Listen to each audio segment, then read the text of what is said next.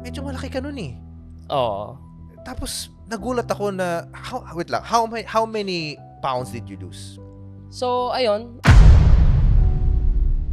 Sobrang hirap pag-diet. Siyempre, chef ka, mahilig ka magluto, mahilig kang Titikman mo yung kumain. pagkain na niluluto mo eh, di ba? Gaano kahirap yun? So, Dati ang point of view ko, meron tinatawag na taong self-made. Where in fact, nung tumanda ako, na-realize ko, wala palang self-made. How so? It's because lahat tayo, even a stranger, there is a limit sa utang na loob na which is gusto ko ding maintindihan ng ibang tao. yes. And kung bigay ka lang kasi ng bigay, mauubos ka rin talaga.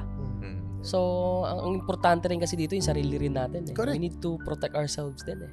Exactly. Mahirap maubusan. So, nakakatakot yun. The most important talaga sa buhay natin is you need to find a mentor.